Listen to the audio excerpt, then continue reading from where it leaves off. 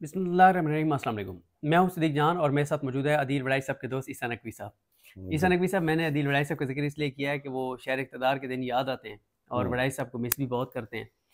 तो और दूसरी वजह ये है कि वड़ाई साहब का ज़िक्र करने की वजह ये है कि मैंने क्योंकि इंटरनेशनल अफ़ेयर्स के ऊपर थोड़ी-सी बात करनी है 2-3 मिनट, जो आपकी डोमेन है, तो इसलिए ये कह रहा हूँ क्योंकि वो मैं और अदील वड़ाई साहब ना शहर इक़्तिदार जब करते थे, तो हुआ ये कि मैं ना एक दिन इकॉनमी के ऊपर बात कर रहा था।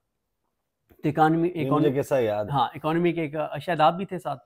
तो इकोनॉमी के एक बहुत बड़े एक्सपर्ट हैं, उन्होंने अदील वड़ाई साहब को फ़ोन किया और कहा कि यार ये अब क़यामत की निशानी है कि सदीक जान अब जो है वो इकोनॉमी पे बात करेगा। तो इसलिए यार माज़रत के साथ आपके साथ बैठ के बात करना ज़रा ज़ाहिर है ये आपकी डोमेन है।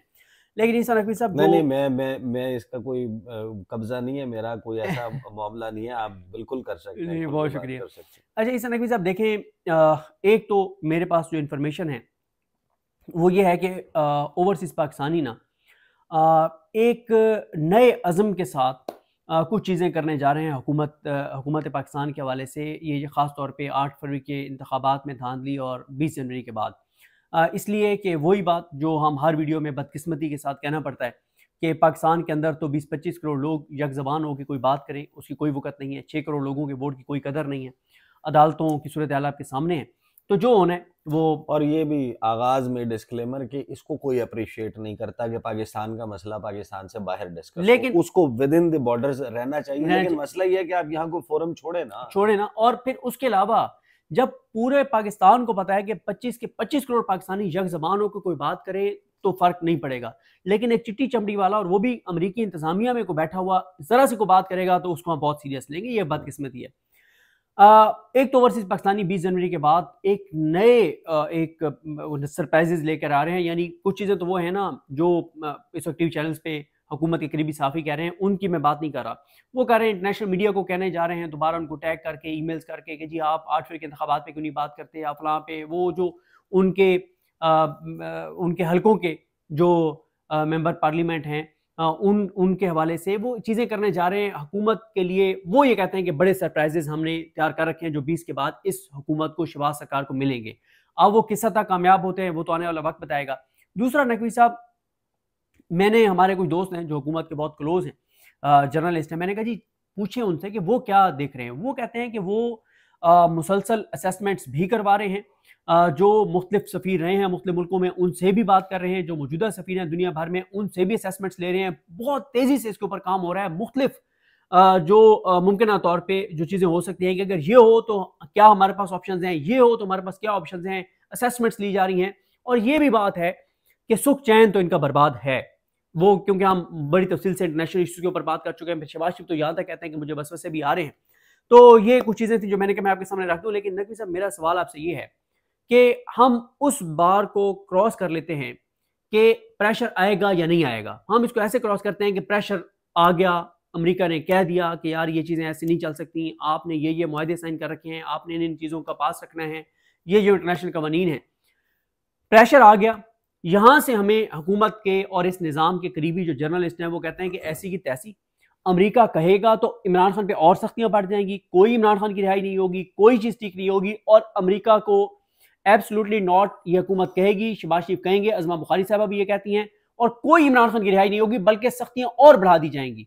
मेरा आपसे सवाल यह है कि आप जो मेरा ख्याल है कि 20 साल से इंटरनेशनल अफेयर्स को आप कवर कर रहे हैं और आप इन चीज़ों को बड़ा क्लोजली मॉनिटर भी करते हैं, अगर अमेरिका कह देता है कि ये चीज़ें ऐसी आपके मुल्क में नहीं चल सकती, तो क्या वाकई हम एब्सोल्युटली नॉट कहेंगे कि ऐसी की तैसी तुम्हारी, हम नहीं इमरान खान को छोड़े, ये चीज़ें हम नहीं कर रहे? अच्छा, मैंने ना इस पे यूरोपीय ममालिक में बैठे हुए या मगरबी ममालिक कह लें, जो वेस्टर्न ब्लॉक है, वहाँ पर बैठे हुए हमारे बहुत सारे सफ़ीर हैं, सफारतकार हैं, मुख्तलिफ लोगों से मेरी बात हुई है, कुछ के आप शाहिद भी हैं, आपके इल्म में भी है। और इसी बात को, इसी सवाल की खोज में कि क्या हो सकता है और अगर ये हो गया तो क्या होगा और अगर वो हो गया तो क्या होगा, ये सारे सवालात हैं जिनके ऊपर बात हमने बड़ी तफसील से किया। मैंने ये भी पूछा था कि जब ये नवंबर वाले वाक़यात हुए तो मैंने ये सवाल किया था हमारे कुछ ममालिक में मौजूद सफ़ीरों से कि अगर आप इसको स्केल 1 to 10 कर लें कि ये डिज़ास्टर है डिप्लोमेटिक कितना बड़ा है, तो जो उसका एवरेज फिगर बन 26 रहा था नवंबर ना, के बाद। हाँ, उन्होंने कहा कि ये 8 शिद्दत का ज़लज़ला है। यानी 1 से अगर 10 शिद्दत तक का जल्जला आ सकता है, 1 सबसे कम और 10 सबसे ज्यादा, तो 8 में तो बस फिर ये 8 शिद्दत का जल्जला है। और उन्होंने ये कहा था कि अब हम अपनी सफारती फायर फाइटिंग से इसको 2-3 पर भी ला सकते हैं और ये 10 से ऊपर भी जा सकता है। मैंने कहा 10 से ऊपर का क्या मतलब है, मैंने तो आपको स्केल ही 1 से 10 तक का दिया है, आप 10 से ऊपर जाने की बात कर रहे हैं। तो उन्होंने कहा कि नहीं, 10 से ऊपर का मतलब ये है कि मामला सिर्फ बातचीत और उस तक नहीं, फिर सैंक्शंस और इस किस्म के मामलात भी आ सकते हैं, खुदा ना खास्ता। खुदा ना खास्ता। अब इसमें देखें, ये जो बुनियादी बात है ना कि इनकार हो सकता है, तो बिल्कुल हो सकता है, ये तो दुरुस्त बात है। अमेरिका को इनकार कर सकते बिल्कुल हैं। बिल्कुल हो सकता है इनकार, लेकिन इनकार की कीमत है। सवाल यह है कि क्या हम वो कीमत चुका सकते हैं, नहीं तो उसका जवाब है नहीं। बोल कफारा क्या होगा? हाँ, तो कफारा जो है वो उसका शायद वो इतना बड़ा, मैं आपको एक्सप्लेन कर देता हूँ। देखें, पूरी दुनिया में अमेरिका हर मुल्क से अपनी डिमांड्स रखता है। बिल्कुल। वो ये चाहता है कि ये पूरी दुनिया मैं चलाऊं, मैं बिल्कुल। चौधरी हूँ, बिल्कुल। मेरे कहने पे, मेरी आंख के इशारे के ऊपर ट्रेड हो, जो मेरा स्टाइल ऑफ डेमोक्रेसी है, जो वर्ल्ड ऑर्डर मैंने इंट्रोड्यूस करवाया है, जिसको मैं दुरुस्त कहता हूं आप उसको दुरुस्त कहें। जमहूरियत वो है जो मेरे यहाँ है, अकदार वो हैं जो मेरे यहाँ है, मेरा वैल्यू सिस्टम लगाया जाए, तो क्या सारी दुनिया मानती है? नहीं मानती। नहीं मानती। वो पूरी दुनिया को डिक्टेट करने की कोशिश भी करता है, लेकिन फिर उसके देखें एलाइज भी हैं जो उसकी बात मानते हैं। यूरोपियन एलाइज हैं, नेटो एलाई है, अमेरिका की समिट करवाता है वो, वहां पर उसके बड़े करीबी एलाइज हैं, ऑकस है, क्वाड है, फाइव आइज अलायंस है, मुख्तलिफ फोरम्स हैं आलमी जहां पर अमेरिका, यूनाइटेड नेशंस, उनकी कोलेब्रेशन है, मुख्तलिफ ममालिक के साथ सफारती प्रेजेंस है, ताल्लुकात हैं, सब कुछ है। तो बहुत सारे मुल्क उसकी बात मानते भी हैं, इनकार भी करते हैं ममालिक। मसलन आप अमेरिका की बात कर लें, वहां पर कौन करते हैं? निकारागुआ मानता है सारी बातें? नहीं मानता। नहीं मानता। मैक्सिको नहीं मानता, क्यूबा नहीं मानता, वेनेजुएला नहीं मानता, मिडल ईस्ट और इन एरियाज में आ जाए, ईरान नहीं मानता, चाइना नहीं मानता, रूस नहीं मानता, रूस के अलाइज नहीं मानते, चीन के करीबी अलाइज नहीं मानते, नॉर्थ कोरिया नहीं मानता। फिर उसकी होती है कीमत, और कीमत आपके जुर्म के हिसाब से अमेरिका लगाता है। किसी के ऊपर दो तरफा सैंक्शंस लगाता है, बायलैटरल सैंक्शंस। बिल्कुल। किसी के ऊपर आलमी सैंक्शंस के फोरम्स को एक्टिवेट करता है, किसी को मेक श्योर करता है कि वो फैटफ की ग्रे लिस्ट में और फिर ब्लैक लिस्ट में चला जाए। 2 मुल्क हैं, ईरान है और नॉर्थ कोरिया। ये मुमालिक मुख्तलिफ सैंक्शंस का शिकार है। रूस के साथ ताल्लुकात रखने पर सैंक्शंस लगाता है, काटसा की, चाइना के ऊपर लगी हुई हैं, तुर्की पर लगी हुई हैं, और कई मुमालिक हैं जिन पर लगी हुई हैं, इंडिया को वेवर भी दिया हुआ है। ये सब कुछ अमेरिका करता है। तो दुनिया के जो मुमालिक इनकार करते हैं ना, देखें उनमें जब आप ढूंढते हैं कि उनमें क्या चीज है, जो इनकार कर रहे हैं वो सरवाइव कैसे कर रहे हैं, जो सरवाइव कर रहे हैं, बिल्कुल, तो आपको पता चलता है अच्छा चाइना इस वजह से सरवाइव कर रहा है क्योंकि चाइना का सिर्फ एक्सपोर्ट्स देख लें और जो उसकी ट्रेड है, उसका एक महीने का ट्रेडिंग वॉल्यूम जो है वो 600-700 अरब डॉलर से ज्यादा है। ये जुलाई 2024 का उठा के सर्च करें ना, 1 महीने का, 1 महीने का जो एक्सपोर्ट करते हैं जी। और उसके जो रिजर्व्स हैं वो हांगकांग के शामिल कर लें तो $4 ट्रिलियन के। आप उसका साइज देखें, उसका पॉपुलेशन, उसका रकबा कितना है, वो तकरीबन 97 लाख मुरब्बा किलोमीटर, 97 नहीं सॉरी 99 कनाडा है, उसके बाद चाइना है, वो 95-96 लाख मुरब्बा किलोमीटर उसका रकबा है। और उसका इंटरनेशनल क्लाउड कितना बड़ा है, उसके दुनिया के ममालिक की उसके साथ इंटरडिपेंडेंसी कितनी है। फिर आप देखते हैं यार नॉर्थ कोरिया फिर कैसे सर्वाइव करता है। आपको पता चलता है कि यार नस्ल दर नस्ल डिक्टेटरशिप के उसमें रहे हैं, इनके अंदर गुलामी एक ऐसी रच बस गई है कि ये वो डिमांड्स ही नहीं करते कि हमें इजहार राय की आज़ादी दो और हमें फलां दो और हमारे हाँ आप चले जाएं, बड़ी क्लोज्ड किस्म की सोसाइटी है, मीडिया कंट्रोल्ड है, वहाँ पर स्टेट नैरेटिव है, हर चीज़ कंट्रोल्ड है। फिर चाइना दुनिया जहान की मीडिया एप्स को नहीं मानता, उनके यहाँ नहीं चलती, वहाँ पर हर चीज़ का ऑल्टरनेटिव है, हर चीज़ की आपको डिफरेंट एप्लीकेशन मिलती है, वो हर चीज़ को कंट्रोल कर लेता है, उसके लिए चाहिए पैसा, उनके पास है।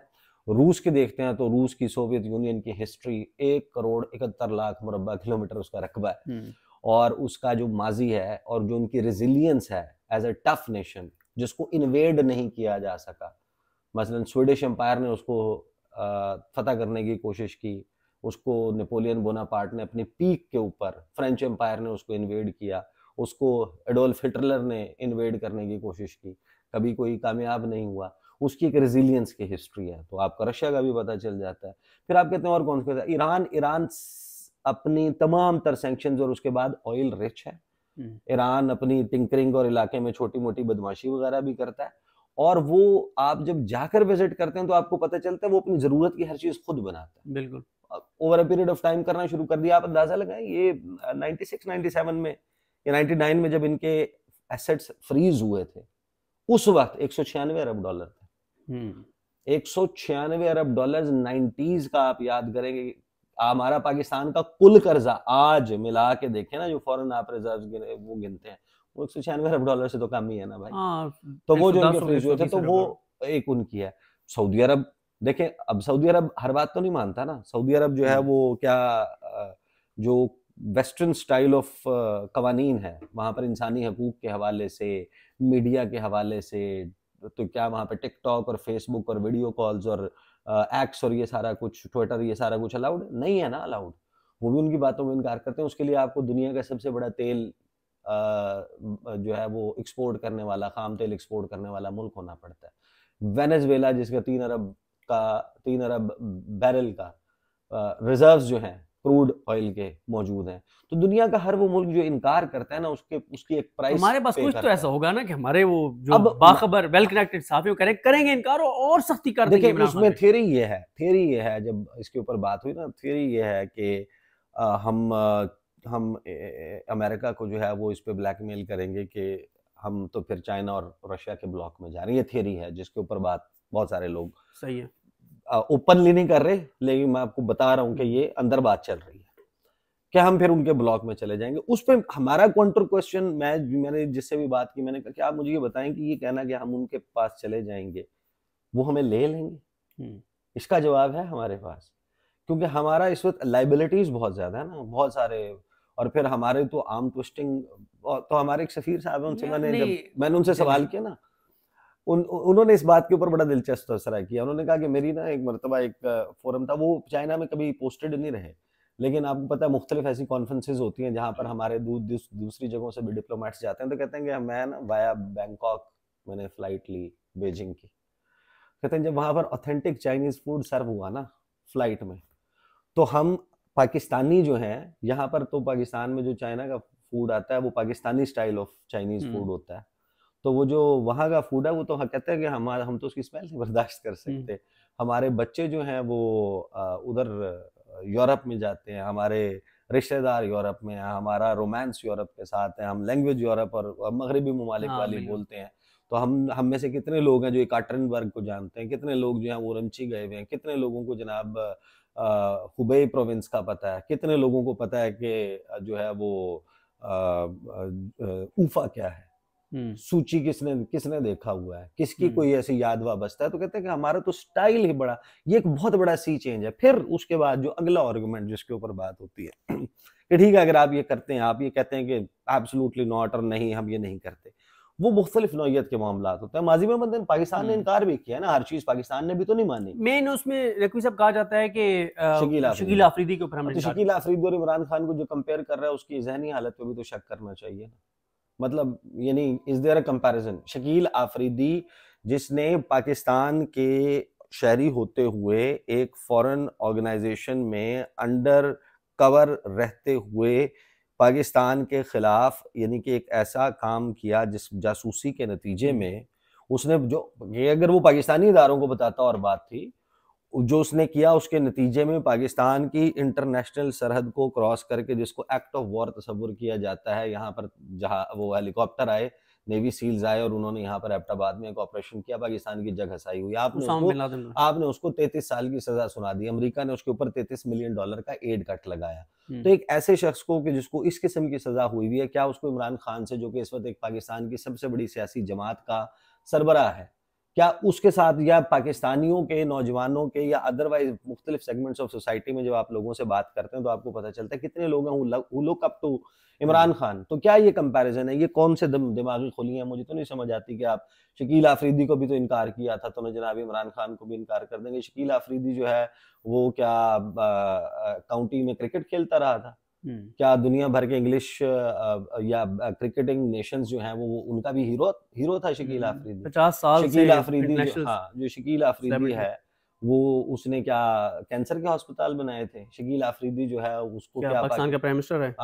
कौन जानता था शकील आफरीदी, तो नाम लोगों ने पहली मर्तबा सुना था। तो आप शकील आफरीदी को तो कंपेयर पहली बात है कि ना करें। दूसरी बात यह कि देखें इसी मामले के ऊपर बिल्डअप करते हुए मैंने हमारे बहुत सारे सफारतकार हैं जिनसे इसके ऊपर बड़ी तफसील से बात की है कि अब फ्रैंकली मुझे ये बताएं कि ये क्या।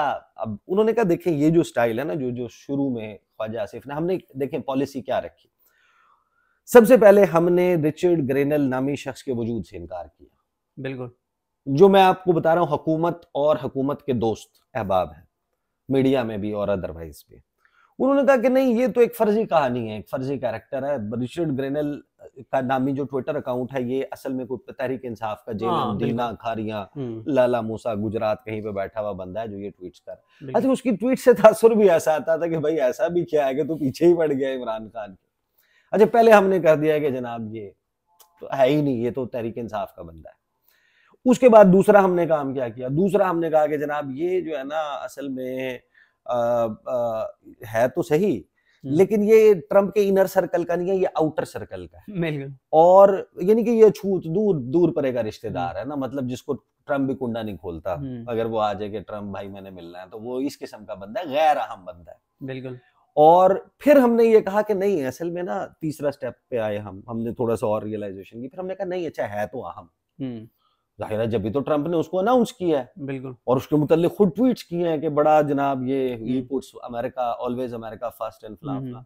फिर हमने कहा कि अच्छा नहीं सब कुछ है लेकिन इसकी जिम्मेदारी जो है ना वो सिर्फ वेनेजुएला और नॉर्थ कोरिया की। बिल्कुल। अब वो अंग्रेजी में लिखा हुआ ट्वीट था उसको, तो उसने कहा भाई hottest spots around the world including Venezuela and north Korea. और जिनको अंग्रेजी आती है वो भी यही कह रहे थे कि भाई नहीं ये सिर्फ वेनेजुएला और नॉर्थ कोरिया के लिए। अब आप इस स्टेज से भी गुजर गए। उसके बाद फिर जब हमने उसको रियलाइज किया ना, जब वो न्यूज मैक्स नामी टीवी चैनल के ऊपर आया और उसने डायरेक्ट इमरान खान के मुताल्लिक और इमरान खान की फेवर में वो सारी चीजें मुंह जुबानी कह दी और आपको पता चल गया कि ये हो गया, फिर हम आए अपने अगले हरबे पे। जो ख्वाजा आसिफ साहब ने यहाँ से गए वो बरतानिया, वहां पे उन्होंने 25 दिसंबर को मियाँ साहब की पता नहीं बर्थडे होती है भी है या नहीं, उन्होंने केक काटा और वहां से फिर मोरक्को चले गए। अब ना पाकिस्तान के वज़ीर दिफा का को ऑफिशियली मोरक्को ने इनवाइट किया था ना बरतानिया ने, तो वो शटलिंग तो चल रही होती है। हमारे वज़ीर खारजा भी, आपको पता है कि कल एक प्रेस रिलीज आई सूडान के, हमने हर मुल्क हम नो यानी कि डिसरिगार्ड फॉर एनी कंट्री, लेकिन आपको मैं एक बात बताऊं, कभी जाए ना आप तो रिसर्च बहुत ज़्यादा करते हैं, फॉरेन ऑफिस की वेबसाइट खोलें, उस पर प्रेस रिलीजेस के पोर्शन में जाएं, स्पोक्स पर्सन ऑफिस और नीचे प्रेस रिलीजेस होंगी और उसमें आपको पिछले कई सालों की प्रेस रिलीजेस मिल जाएंगी, 10-15 साल की मिल जाएंगी। 18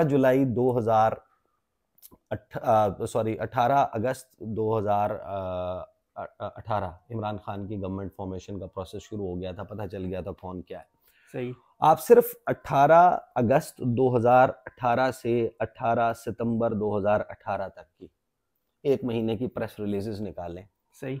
आपको पता चलेगा कि अमेरिका का वज़ीर खारजा पाकिस्तान में लैंड किया, माइक पॉम्पियो। चीन का वज़ीर खारजा पाकिस्तान आया मिलने के लिए। वर्ल्ड बैंक का सरबराह पाकिस्तान आया मिलने। IMF से लेके दुनिया जहान के बड़े बड़े रहनुमाओं के फ़ोन कॉल्स नई गवर्नमेंट को वेलकम करने के लिए, उनके साथ कोऑपरेशन के लिए। ठीक है अफगानिस्तान उस वक्त एक्टिव था, आई अंडरस्टैंड, लेकिन आप उस इनॉग्रेशन के ऊपर देखें कि उस 1 महीने में आपका इंटरनेशनल कम्युनिटी के साथ इंटरेक्शन और सब कुछ कितना ज्यादा था। तो जो आए 12-13 जमातें, उन्होंने कहा कि इन्होंने आइसोलेट कर दिया, अब हम आए पाकिस्तान का तशख्खुस उजागर करने। उस वक्त एस्टैब्लिशमेंट ने भी ये कहा कि इमरान खान ने पाकिस्तान को आइसोलेट कर दिया है, पाकिस्तान का दोस्त मुल्कों से तल्लुकात खराब हो गए, इजाजत है। जी बिल्कुल।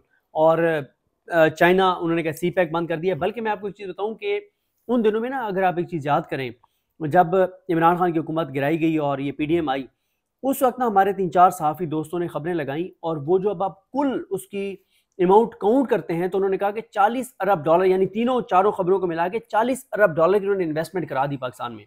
और उस वक्त उन्होंने कहा कि दुनिया के कई मुल्क तैयार थे पाकिस्तान में इन्वेस्ट करने के लिए, इमरान खान ने तबाह और बर्बाद कर दिया सारा कुछ।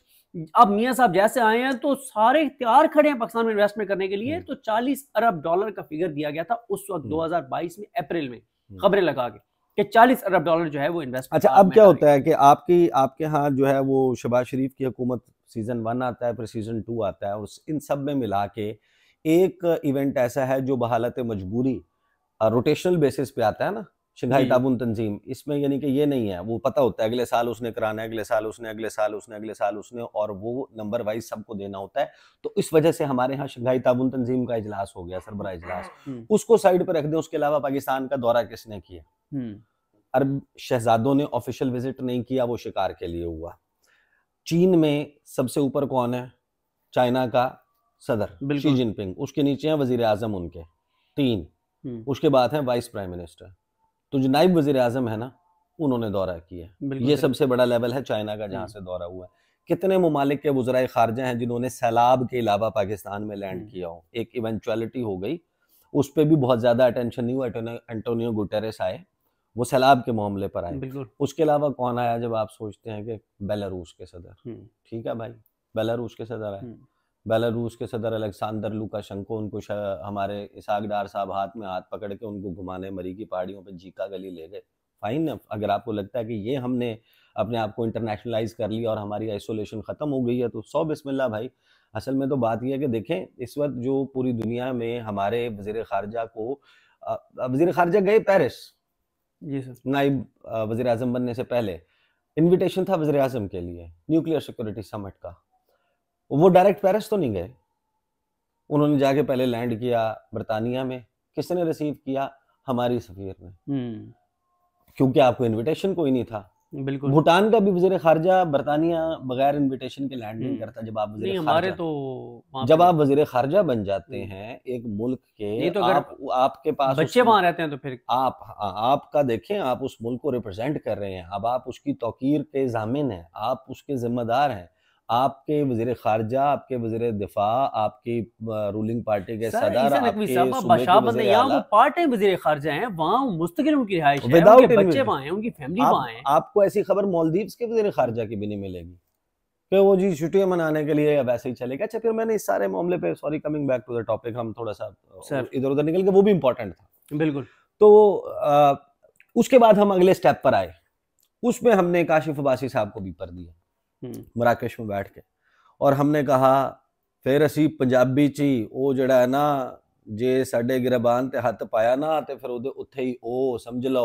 ये ख्वाजा आसिफ की एग्जैक्ट लैंग्वेज बता रहा हूँ मैं, और वो वहां पर बैठ के हर चीज का ट्रांसक्रिप्ट उनको मिल रहा है कि ये क्या, कौन क्या स्टेटमेंट दे रहा है। और इस दौरान हमने ये भी कहा कि पैसे लेके ट्वीट्स कर रहा है, ये सब कुछ कर दिया उसने। आपको साथ में हर चीज के ऊपर काउंटर करना। शेरी रहमान को कहा कि वो जिना इंस्टीट्यूट वाला मामला, पाकिस्तानी सफीर से कहा कि आपको जो है वो जवाब देना पड़ेगा। आपने खुद ऑफेंड किया ना, आप बैल मुझे मार, सुर खपड़ा लहराना शुरू कर दिया। वो बफरा व सांड है भाई, आप जाके उसको टेम करने की कोशिश करें, आप उसको कन्फ्रंट कर रहे हैं।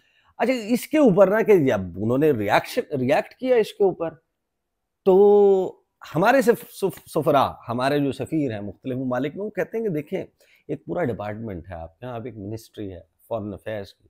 एक बच्चा जो है वो 14-16 साल की तालीम हासिल करने के बाद अंकों में ख्वाब सजाए, लायक तरीन बच्चे को 40-50 हज़ार अपीयर होते हैं, मुकाबले का इम्तिहान देते हैं, उनमें से 1000, कभी 600, कभी 700 पास होते हैं, सीट्स होती हैं 300 भी कभी कभी जो है वो मेरिट नहीं बना पाते, इंटरव्यू में क्लियर नहीं हो पाते। उनकी फिर प्रायोरिटीज़ होती हैं, जिसके जितने नंबर होते हैं और जिसने जो शोबा सेलेक्ट किया होता है वो वहाँ पे जाता है। उसमें टॉप ऑफ द लिस्ट जो शोबे हैं उसमें डीएमजी ग्रुप है, पीएसपी है और फॉरेन सर्विसेज ऑफ पाकिस्तान है। बिल्कुल। तो लाइक तरीन बच्चे जो है वो फॉरेन सर्विसेज ऑफ पाकिस्तान, फिर वो कॉमन ट्रेनिंग प्रोग्राम करते हैं, फिर वो स्पेशलाइज्ड ट्रेनिंग प्रोग्राम एकेडमी में जाकर वहाँ पर पूरी दुनिया को पढ़ते हैं। फिर उनकी पूरी ग्रूमिंग होती है, वो ज़बानें सीखते हैं, वहाँ का कल्चर सीखते हैं, वो इसहाक डार साहब और ख्वाजा आसिफ जितने लायक, और इतना अरसा गुजारने के बाद वो एक 20-25 साल 30 साल एक मुल्क और इस मुल्क के रवैयों और उनके साथ आपकी सफारती डेलिकेसीज और नज़ाकतों को पढ़ने पर लगाते हैं। उसको हम पंजाबी में आके जनाब एक स्टेटमेंट दे के हम समझते हैं कि हमने को बड़ा कमाल कर दिया।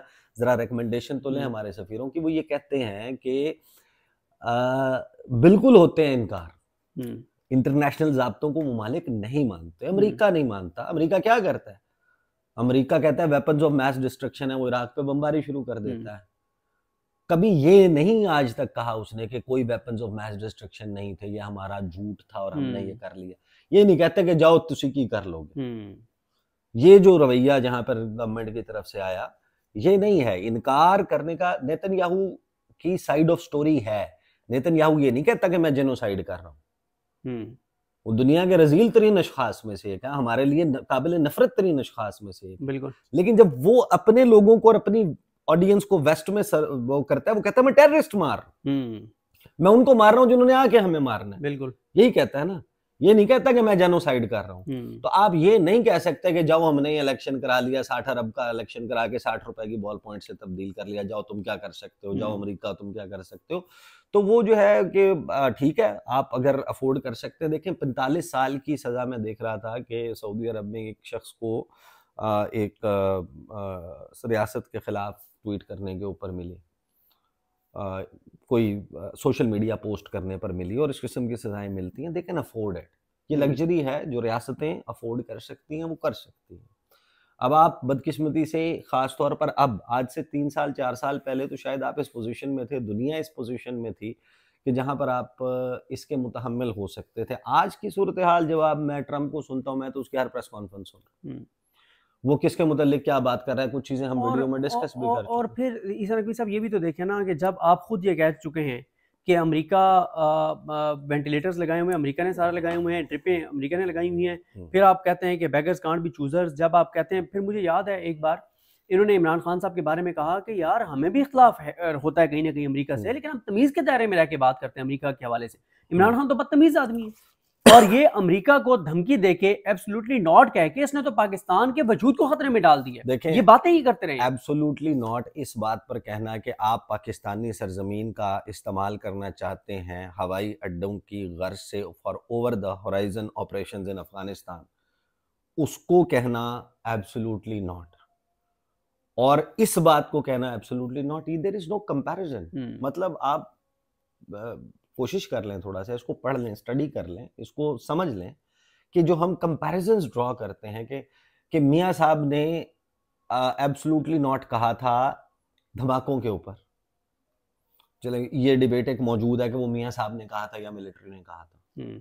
मियाँ साहब का वाकई खुद का अपना वो था, दिल था, और वो एंटनी ब्लिंकन सॉरी जो बिल क्लिंटन है, वो जो $5 अरब ऑफर कर रहा था, वो मियाँ साहब की जेब में जाने थे और मियाँ साहब ने लेने से इनकार कर दिया, या वो पाकिस्तान के लिए। उसमें नकवी साहब एक और भी तो था ना, अमेरिका को ये भी तो था ना कि इंडिया ने कर लिया है, जाहिर है उनको इस चीज का भी था कि अब पाकिस्तान ने भी कुछ ना कुछ तो करना ही है, जाहिर है। एक बहुत सारे फैक्टर्स होते हैं, देखें किस चीज का जवाब दे रहे हैं, उसका हिस्ट्री क्या है आप। और फिर एक चीज और है नकवी साहब, देखें जब अभी हमारा IMF प्रोग्राम हुआ ना, वो अमरीकी सफीर को जाके हम मिले, तो अब हमें IMF प्रोग्राम भी हमें मिला। मैं आपको बता देता हूँ, जनवरी एंड और फरवरी का आगाज 2023, मुफ्ता इस्माइल आउट हो चुके हैं, इसहाक डार आ चुके हैं, और पाकिस्तान में IMF का वफ्द लैंड करता है। और आपको याद है कि 8-9 फरवरी की रात को रिपोर्टर्स खड़े हुए थे यहाँ फाइनेंस मिनिस्ट्री के बाहर, और ऑफिशियल्स आके कह रहे थे अभी खुशखबरी आ रही है। बिल्कुल बिल्कुल, वो IMF वाले आए हुए। उससे चंद रोज पहले की कहानी आपको बता देता हूँ, मैं पहले भी शेयर कर चुका हूँ अपने चैनल के ऊपर, कि टॉम वेस्ट जो अफगानिस्तान के लिए खुसूसी मंदूब हैं, वो पाकिस्तान के विजिट पे आए हुए थे, और अमरीकी सफारत खाने में 5-6 सहाफ़ियों को बुलाया था।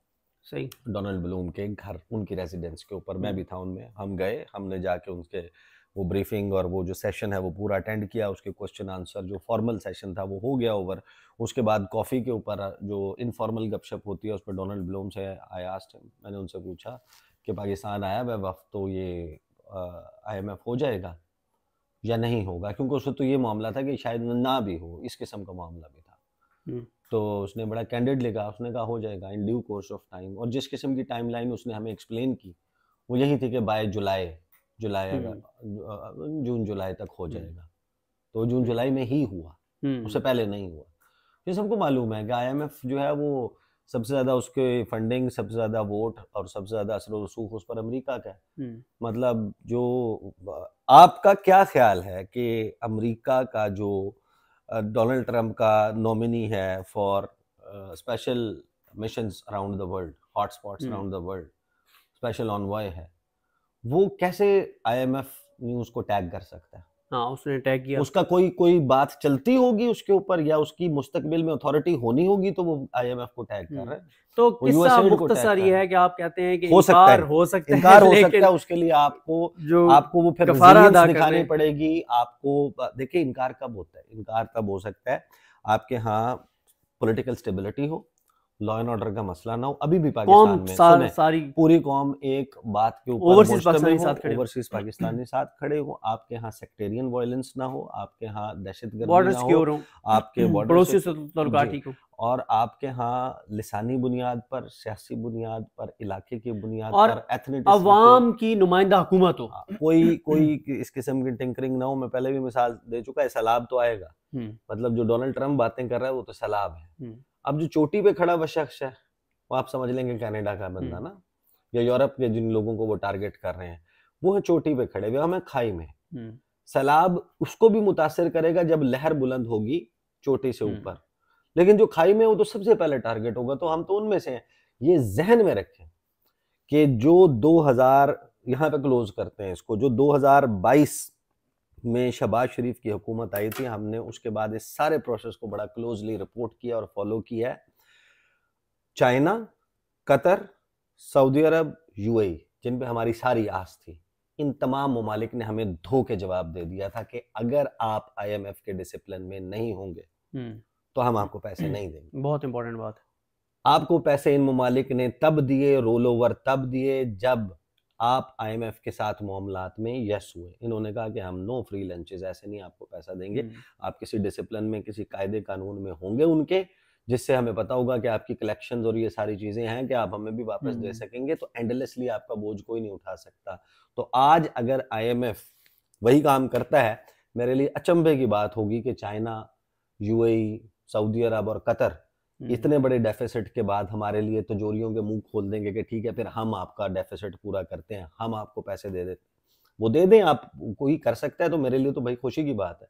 आप IMF के चुंगल से जान छुड़ा लें, चाहे उसकी कॉस्ट कुछ भी हो। अगर आप पूरी दुनिया के अपने जो कर्जे हैं वो आया जेगौरी वाला काम कर सकते हैं आप, तो कर लें फिर आप असल मसला तो इस हमारे मसाइल का हल है, इस मुल्क के रहने वालों के मसाइल का हल है, इस मुल्क के बच्चों के मुस्तकबिल का सवाल है। अगर आप 100 अरब डॉलर कहीं से जनरेट कर सकते हैं, 200 अरब डॉलर जनरेट कर सकते हैं, आप सारों के कर्जे उतार के यहाँ पर रोजगार और हर चीज होंकी डोरी और बेहतरीन किस्म की कर सकते हैं, तो इससे अच्छा क्या है? फिर आप अमेरिका को इनकार करें, फिर आप सबको इनकार करें, आप अपने खुद ही डॉलर छापने वाली मशीनें लगा दें, फिर तो आप जो मर्जी करें। बिल्कुल सही है नकवी साहब, बहुत ज़बरदस्त ये वीडियो रही और बड़ी इंफॉर्मेटिव और बड़े अच्छे तरीके से आपने बताया और आपने अपना एनालिसिस दिया। बहरहाल नकवी साहब के साथ इंटरनेशनल अफेयर्स पे बात करते रहेंगे, क्योंकि आजकल महाज ही गर्म इंटरनेशनल अफेयर्स का है, तो हमें अपनी दुआ में याद रखिएगा। अल्लाह हाफ़िज़। अल्लाह हाफिज़।